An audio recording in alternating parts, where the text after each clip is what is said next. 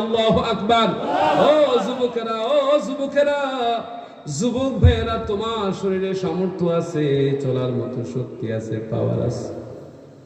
আমার নবী যুবকদেরকে বেশি ভালোবাসতেন। যুবক, একটা যুবক পারে একটা এলাকার পরিবর্তন করে দিতে। 10টা যুবক একসাথে হয়ে গেলে সমাজ থেকে মাদক উঠতে বাধ্য, ঠিক কিনা? আজকে মাদকের সমাজ ছেয়ে গেছে।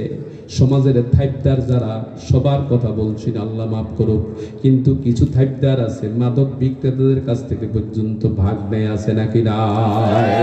জোরে বলেন না, আছে নাকি নাই? বাজারে এমন অবস্থা হয়েছে, যুব সমাজ আজকে ধ্বংস হয়ে যাচ্ছে, বিনাশ হয়ে যাচ্ছে। যদি নবীজির আনুগত্য থাকে, নবীজির অনুসরণ থাকে, নবীজির কথা যারা বলে, যারা নবীজির কথা মানুষদেরকে জানায়, যারা নবীজির হুকুম আহকামগুলো মানুষের কাছে বলে, ওই মানুষগুলোর সাথে যদি আপনি থাকেন, আপনার দ্বারাই মাদক আর আসবে না, মাদক আর আসবে না। 6ষ্ঠ শ্রেণীর একটা বাচ্চা আমার কাছে নিয়ে আসছে কিছুদিন আগে। তার বাবা কয়, হুজুর, বন্ধু বান্ধবের সাথে চলাফেরা করতে করতে তারা একটা গাঁজা দিছে, সিগারেট সহ টানতে টেনেছে।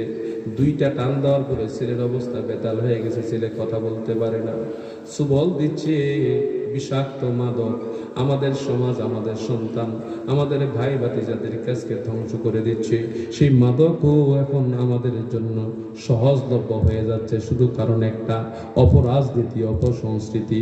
এজন্য আমাদেরকে ভালো মানুষ যারা, আল্লাহওয়ালা যারা, তাদের সাথে থাকতে হবে, তাদের মাধ্যমে সমাজের নেতৃত্বের ব্যবস্থা করতে হবে, তাহলে সম্ভব এই অন্যায় থেকে বেঁচে থাকা, ঠিক কিনা?